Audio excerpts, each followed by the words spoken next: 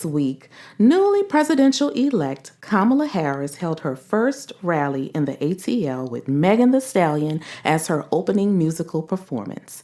Needless to say, her choice of Megan as a musical guest was met with a lot of disdain and criticism by the general public.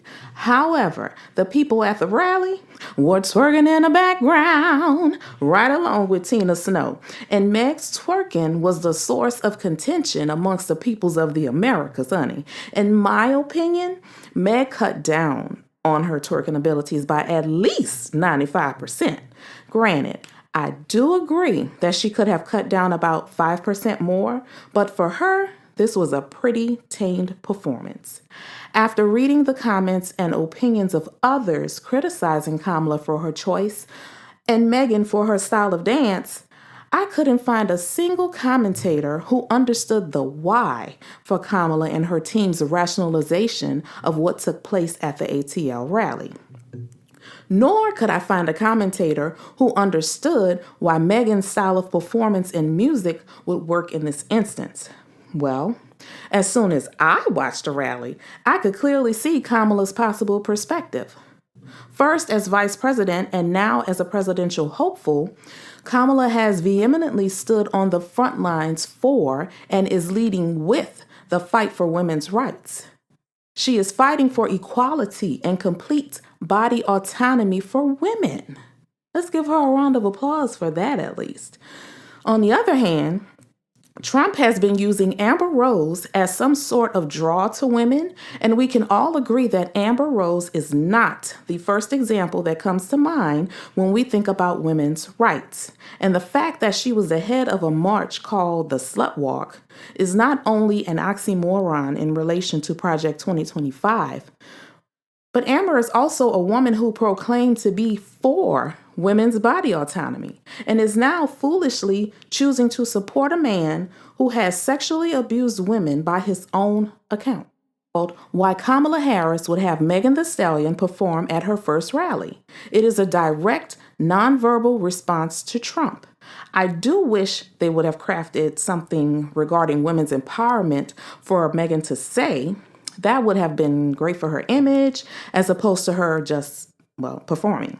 She had nothing of value to say, and that to me is where the Democrats dropped the ball.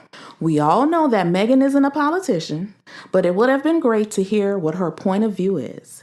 Aside from that, Megan is an example of what women's freedoms and body autonomy allow us to do.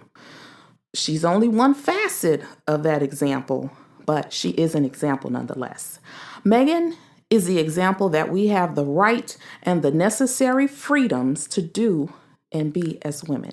We can wear less or we can cover up. We can speak out about our sexual desires or we can be coy. We can do a little two-step at the barbecue or we can twerk it for a real one. Anyway, you get the point. With that being said, having Megan perform at the rally was not a mistake. It was the operative choice. She embodies women's body autonomy. She embodies women's freedoms, and she has the ear of the young voters, and she garnered Kamala Harris' public attention, which she needed at her first rally. Every news medium and social media source were talking about the rally.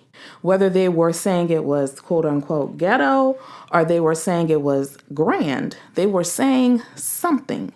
And the point was made to the Republican Party that Kamala has the ability to go eye for an eye with Trump. So much so that the Republicans were shaking in their boots, as they have admitted, at the bait and switch of Biden to Kamala. And wondering how they would counteract this attention the Democratic Party has been swiftly gaining in momentum. They decided to have Trump sit with 3 Black women at the National Association of Black Journalists, who at the first question dismantled whatever scheme Todd set up for him to come to the Democrats with the bull crap. That appearance single-handedly proved that Trump probably isn't as forward-thinking as he purports. He doesn't respect women, doesn't respect Black women, and doesn't care about women being murdered by police. Because after all, he wasn't even aware of what had happened to Sandra Massey. His words, not mine. Now, we all know he did know something about it. He knew exactly what happened for him to make the gesture about the water. I mean, come on. Anywho, the most forefront story in the news regarding police brutality, he said he doesn't know about it, but wants our support. The Republicans, I'm sure, are now scrambling to recover from Trump's news-making blunder. So yes, they got in the news this week too, but not the way they wanted to. And well, folks, that's my TED Talk for today. Bye! Later.